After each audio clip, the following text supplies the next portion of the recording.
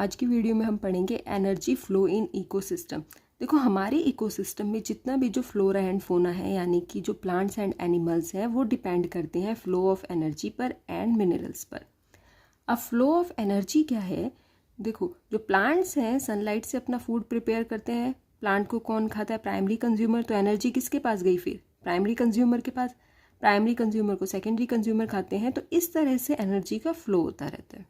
अब देखो, यहाँ पर ये लिखा है कि जितने भी जो ऑर्गेनिजम्स हैं उनको एनर्जी की ज़रूरत होती है बायोटिक एक्टिविटीज़ के लिए। ठीक है, अब आप कहोगे कि केवल सन से तो एनर्जी प्लांट्स को मिलती है। ठीक है, प्लांट्स अपना फूड प्रिपेयर करते हैं, लेकिन एनिमल्स, ह्यूमन बींग्स हैं, उनकी बॉडी की एक्टिविटी के लिए एनर्जी तो सन से नहीं मिलती, फूड से मिलती है। ठीक है, लेकिन देखो, जो सन है, सन की हेल्प से ही, सन की एनर्जी से ही प्लांट्स में फोटोसिंथेसिस होता है। ठीक है, वो प्लांट हम खाते हैं। तो कहने का मतलब ये है, इनडायरेक्टली सन की एनर्जी हमें फूड की फॉर्म में मिल जाती है। अब देखो, यहाँ पर लिखा है कि सन से एनर्जी मिलती है प्रोड्यूसर्स को। प्रोड्यूसर्स कौन है? प्लांट्स है। प्लांट फोटोसिंथेसिस की हेल्प से अपना फूड प्रिपेयर करते हैं। ठीक है, अब प्लांट्स को कौन खाता है? हर्बीवोर्स खाते हैं। हर्बीवोर्स को प्राइमरी कंज्यूमर भी बोलते हैं।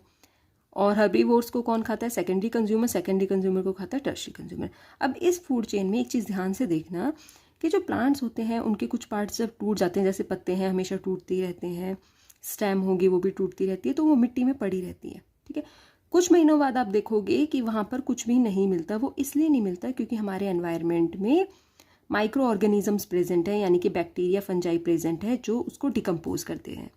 ऐसे ही जो herbivore, secondary consumer and tertiary consumer होते हैं, इनकी डेड बॉडीज़ अगर मिट्टी में पड़ी रहती हैं तो माइक्रो ऑर्गेनिज्म उनको भी डिकम्पोज करते हैं। ठीक है, अब आपने देखा होगा रास्ते में बहुत सारे कुत्ते मरे पड़े रहते हैं, बिल्ली मरी पड़ी रहती है ना? तो उनको कोई ऐसा नहीं है कि उनका कोई अंतिम संस्कार करता है, उनको डिकम्पोज कर देते हैं ये माइक्रो ऑर्गेनिज्म। ठीक है, और किस में कन्वर्ट कर देते हैं? मैन्योर्स में। जब डिकम्पोजिशन की प्रोसेस होती है उस टाइम पर एनर्जी रिलीज होती है हीट की फॉर्म में। अभी तक हमने पढ़ा कि जो सन एनर्जी है उसको प्लांट्स यूजेबल फॉर्म में चेंज कर देते हैं। मतलब एनर्जी एक फॉर्म से दूसरी फॉर्म में चेंज हुई, उसके बाद वो energy primary consumer, secondary consumer, tertiary ऐसे पहुंचती गई। ठीक है, अब यहाँ पर क्या लिखा है? The entrance, transformation and diffusion of energy in ecosystem are governed by laws of thermodynamics. तो फर्स्ट लॉ ऑफ थर्मोडायनेमिक्स कहता है कि जो एनर्जी है वो एक फॉर्म से दूसरी फॉर्म में ट्रांसफॉर्म्ड हो सकती है, लेकिन ना एनर्जी को क्रिएट किया जा सकता है और ना ही डिस्ट्रॉय किया जा सकता है। ठीक है, मतलब एनर्जी एक फॉर्म से दूसरे फॉर्म में तो चेंज हो सकती है, लेकिन एनर्जी को ना क्रिएट किया जा सकता है, ना डिस्ट्रॉय किया जा सकता है।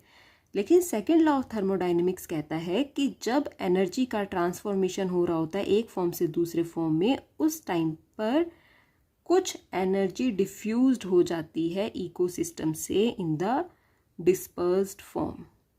अब हम पढ़ेंगे 10% लॉ ऑफ एनर्जी। इकोसिस्टम में ये लॉ बहुत इंपॉर्टेंट है क्योंकि इसी लॉ से पता चलता है कि इकोसिस्टम में एक ट्रॉफिक लेवल से दूसरे ट्रॉफिक लेवल पर कितनी एनर्जी ट्रांसफ़र हो रही है। ठीक है, तो ये लॉ दिया था लिडमन ने 1942 में।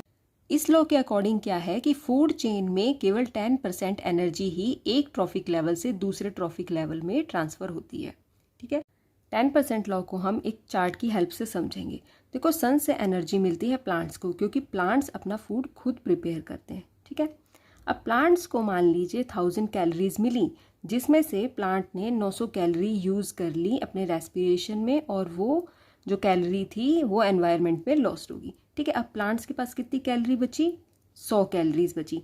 ठीक है, अब प्लांट्स को किसने खाया? हर्बीवोर्स ने खाया, यानी कि जो प्राइमरी कंज्यूमर्स हैं उन्होंने खाया। उनको कितनी एनर्जी मिली प्लांट से? 100 कैलोरीज मिली। ठीक है, अब 100 कैलोरीज में से 90 कैलोरीज तो हर्बीवोर्स ने रेस्पिरेशन में यूज़ कर ली, मतलब वो लॉस्ट होगी एनवायरनमेंट में। अब हर्बीवोर्स के पास कितनी एनर्जी बची? 10 कैलोरीज बची।